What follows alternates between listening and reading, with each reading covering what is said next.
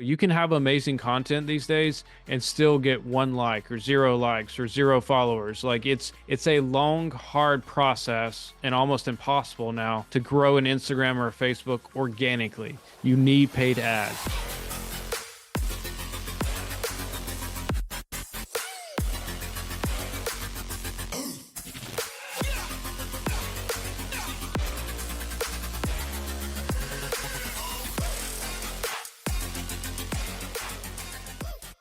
Hey guys, so every week I meet with hundreds of beauty business professionals, and I always get asked the same question: are Google ads better or Facebook ads better? And today we're going to break that down because this is a debate that, depending on where you're at in your business, I really feel, both are equally as good. However, they each have their place. So, hi, my name is Tony Cruz, director of sales here at Beauty Biz Pro and Jake's business partner. And Jake, you all know the wonderful Jake Randolph. Welcome. Thanks for having me. So, yeah, Google versus Facebook, it's a common question. And honestly, it's a question not enough of you are asking because a lot of you don't think about running Google ads. I know everybody knows what a Google business account is and a Google profile, but what is a Google ad? Let's start with that, Tony. What is a Google ad? So Google ad is, if you go on Google and you type in the search bar, permanent makeup, Central Florida, you're going to see about 3 or 4 little columns, snippets of code, not code, but words that say sponsored next to it. That is a Google ad. Anything that said or ad, or anything that says sponsored or ad is a Google ad. Google ads help you rank #1 without the messy SEO and taking a million years for you to rank #1. That's the power of it. And we're not saying that you brought up SEO. That means search engine optimization. That means how high you rank on, search engines like Google. And so we're not saying SEO is bad. It's just, it takes a long time, or longer than, than ads. Basically, it's a longer process to get your website ranking. Now, for example, I'll use my permanent jewelry training company as an example. So we rank #1 organically. But guess what? If we don't run Google ads, we get way less clicks. Why? Because even though we rank #1 organically, there's like 3 or 4 companies that are running ads that would rank higher than us, through advertising. And so, even with a company like that I have ranking, #1 organically, and when I say organic, I'm saying non-paid, no ads. We also want to run Google ads because we want to make sure we have, like, basically I call it the double combo. And so you have #1 on ads and #1 organically. And so your conversion rates go up crazy. Like, people are much more likely to click because they see you twice in a row, right, real fast. And that's where, it's also that brand awareness, if you will, too, with Google ads, because, oh, wow, people, visually see it. Oh, wow, they're showing up everywhere, Yep. and then you start tracking people. And my favorite part of Google ads is the fact that for most ads that I do, if has anybody ever seen, like, you see the Google map and then you see like 4 or 5 different businesses right next to the Google map. Well, you can actually run an ad to show up as the #1 business in Google in your area. And that's so powerful, especially for our studio. We love the fact that we could just pay to be #1. That way, with some of Google's, permanent makeup, pro sell in our area, we show up #1. They can easily click and call. Yep. And I call this I actually just invented this, but I call this, and this might be a terrible example. I just think it's funny though. Like, I call it the abusive concept. And so how many of you know someone who, and I don't make light of this, it's a really good analogy, I think. How many of you know someone who, it maybe is an abusive relationship or a relationship they don't like, but they stick with it because it's what they know. They have a certain sense of certainty because they'd rather stay with something they know than something that's unknown. What's kind of the same thing in advertising. Like, even if you have a terrible product, which I hope none of you do, but think about the companies who don't have that good of a product, but you see them everywhere. It's what you know. And so a lot of times we default to buying what we know or what we've seen instead of something that we want to try something new or potentially something better. It's like, okay, even though this product, maybe it's not that good, I'm going to buy it because I see their ads everywhere. And we do this subconsciously. And so I'm not saying that you guys should have a bad product or service that you're pushing, but imagine if you combine a great service or product with being known. And like, all the time we get clients who are like, yeah, they know me as the brow lady, or they know me as the permanent jewelry lady because they see my ads everywhere. And so it's about getting in front of a ton of people. And that's why companies, that's why they spend so much on ads, because they understand that concept. Well, I call that the attorney effect, actually, Jake. Like, that's the same thing as the effect. Like you go to any city and there's 40 billboards for attorneys. There's three top attorneys that are running, TV commercials and Facebook ads and all that stuff. And guess what? They're doing that because they want to let you know that they are the number one in that area. They whenever you think of an attorney, you are going to think of that XYZ attorney. Like I'm in Central Florida, and everybody pretty much knows almost on a national level of Morgan and Morgan. Like they are nationally known, everybody knows them. And just because everybody knows them doesn't mean that they're not running ads. They're actually doubling and tripling down. Same thing with like Coca-Cola too. Like notice Super Bowl. Yeah. What were people paying for ads at Super Bowl? I think it was $7 million for 30 seconds at the Super Bowl. That's how much an ad Yeah, cost. that's nuts. And does Pepsi really need to run ads at the Super Bowl? No, but they do it for brand awareness. They do it for market share. So Yeah. especially in a data economy, like yes, Google is an amazing platform, in my opinion, probably my favorite platform to advertise on. Why? Reason number one, when someone's Googling your product or service, they have extreme high intent. You're not going to Google something if you don't intend in purchasing something. So you have that number one, that high intent of a lead. Number two, they're not really comparing cost. If they click on your ad, they're not really going to go out and look at 10 other pages. They're going to stop at the first two or three and then decide from there. Okay. And number three, Google ads actually help Facebook ads done in the right way. And Jake, kind of what do I mean by that? How does like Google and Facebook ads work hand in hand? Yeah, that's a great question. But honestly, before I cover that, I want to cover the difference between Google and Facebook ads because they are very different. And so, with Facebook and Instagram ads, I think most of you watching or listening know what those are. You see them everywhere. They can be on your story, they can be on your feed. But, I think we all know what Facebook and Instagram ads are. That's where you're paying to be seen versus just, posting and hoping that someone sees your stuff. And by the way, guys, if you're doing that strategy where you're like, even though you have great content, even though you're posting consistently, if nobody's seeing your stuff, which I was talking to Tony yesterday, he was like, it's so hard to grow an Instagram now because he's trying to help his, wife start up a new studio. And, Tony, tell us a little bit about that. Yeah, I mean, we're posting, doing the right hashtags, and at the end of the day, I'm a marketer, so I know what's going on. But it's a struggle because, like many of you, her original Instagram account was hacked, and we Mhm. lost it. We lost it, so we're literally starting from ground one, post one, scratch. And for the longest time, we've actually been just hovering around like 9 or 10 followers. It's crazy. But that doesn't discourage me and say, oh, I can't do this, I can't do that.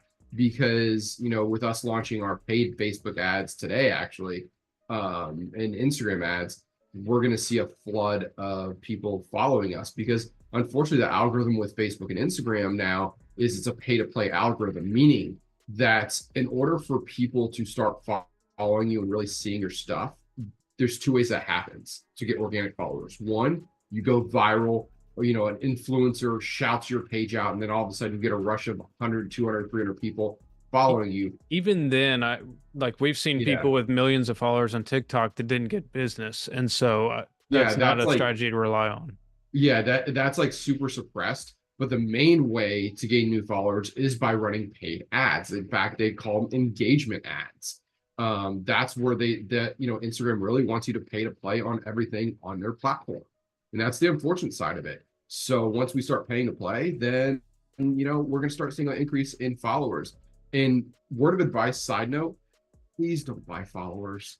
Like, please don't do Yeah, that. don't buy followers.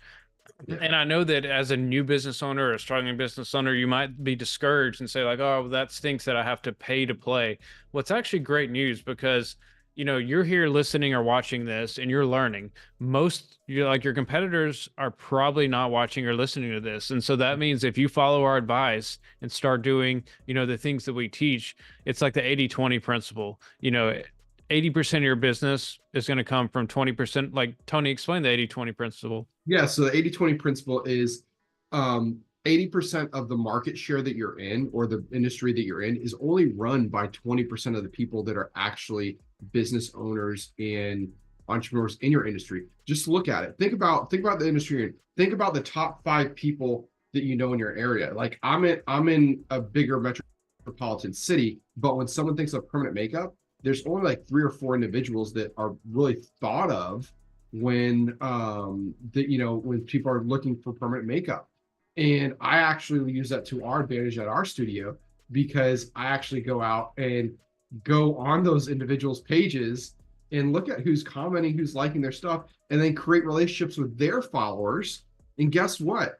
That that big influencer is helping my business so much they don't realize it, because their prices are so high. Most of their followers can't afford it, but guess what? My prices are right in their sweet spot. So once I tell them our price, they're like, "Oh, let's go, let's do it." So there's a little tip of the day.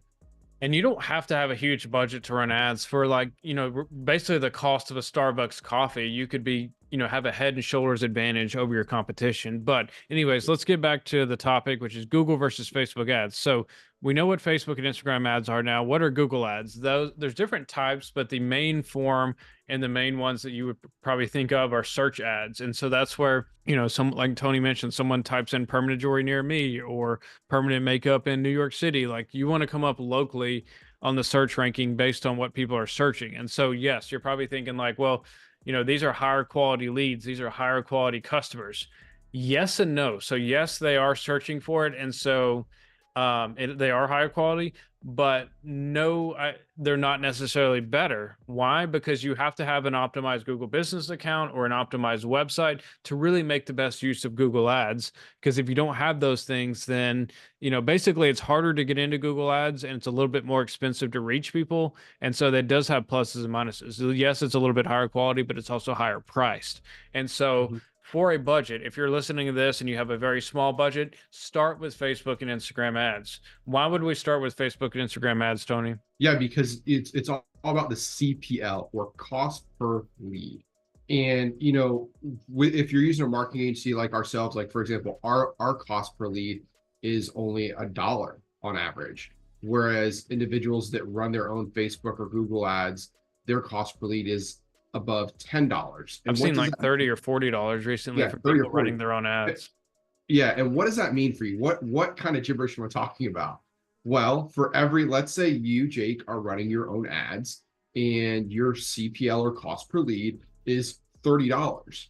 Well, yeah, you may feel excited because you got that one lead coming in. You're like, "Oh, I'm seeing that. That's awesome."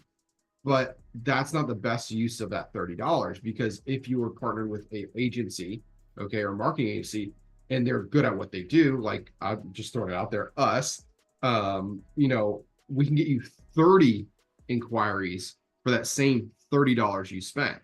So think about that when you're running your own ads. If you're running your own ads right now and you're like struggling, like this isn't working, look at your CPL, or cost per lead, and you can find that in the Meta platform.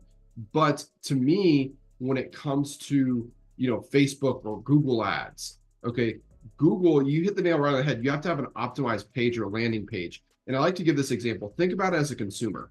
When you're on Google, do you transact, Jake, with the first person you click on and the first website you go to? Do you transact with that? No, because a lot of times I'm looking at multiple websites and I'm doing my research. Yep. So it's Google's a search platform. It's a search engine, if you will. So which it actually is. But with that being said, as a consumer, your ads may be clicked by people who are just doing research, who are not in that transact stage yet. Whereas if you're working with both Google and Facebook and Instagram, they're doing their research on Google and then they're actually transacting on Facebook Yeah, when it's after just they like it's just like when you search for a pair of shoes or you're looking on Amazon at a new purse or whatever, like, and then you start seeing it on Facebook, you start seeing it on Instagram, like, Mhm. and all the conspiracy theories are out there and like, oh, they're listening to me, which I don't know, maybe Facebook is listening to you, I don't know, but Mhm. that's I'm going to give you guys a quick tip. So write this down: Facebook Pixel. And so if you have a website right now, make sure you have a Facebook Pixel on there, because you're wasting a ton of money if you're running Google ads or just getting traffic to your website in general and you're not tracking them. So make sure you have a Facebook Pixel on your website. And so I'm not going to sit here and tell you how to set up a Facebook Pixel. Now, if you do want to have a, if you, here's what I'll do. If you want a separate video on how to set up a Facebook Pixel, I will create that if I get enough interest. So let me know in the comments, or if you're listening to this on a podcast, shoot me a DM at PMU Marketer on Instagram. and let me know, because if I do get enough interest on that pixel video, I'll make it. But long story short, a Facebook pixel is going to track your website visitors. And what that allows you to do is target them with ads on social media. So let's say that I have 200 website visitors this month already. I can target all 200 people with a Facebook ad, an Instagram ad, if I have them tracked on a pixel. And so this is something you need to do urgently if you're getting traffic to your website. For sure, for sure. And that's, for those of you who are like, how are they tracking me? It's the Facebook pixel, Yeah. flat out.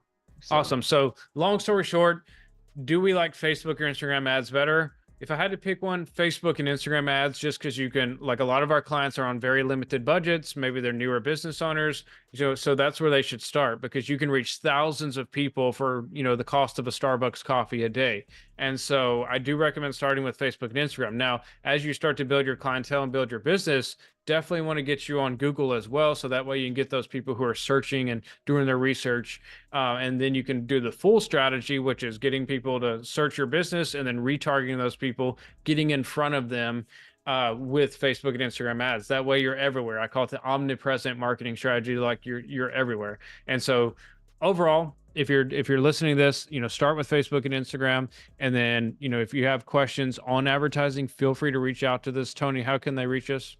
they could shoot us an email, sales@pmemarketer.com. We'd love to connect with you. And if you have questions on how we can help you grow your business, how we can help you save money in marketing, definitely shoot us an email, sales@pmemarketer.com. Because let's face it, marketing is a battlefield. It's literally, I tell people all the time, it's 73 decisions you have to make to launch an effective Facebook ad. And I guarantee you, you probably don't know every right decision. And after spending, millions of dollars in marketing, we definitely have it knocked down. And we're definitely here to help you save money. Yeah. And at the end of the day, guys, whether you hire us, whether you try to do ads yourself, whatever, like, just do some ads, because in 2024, you are not going to be seen on social media without ads. And this is what and not to go on another topic, but I see this all the time where, like a business coach or a beauty coach or whoever is like, yeah, if you just, do these types of dances or do these type of reels, your audience will come to you. Like, no, you can have amazing content these days and still get 1 like or 0 likes or 0 followers. Like, it's a long, hard process, and almost impossible now to grow an Instagram or a Facebook organically. You need paid ads. And so no matter what you take out of this podcast, please just start running ads. Awesome. We'll see you guys on the next episode. And don't forget to like and subscribe. See you guys.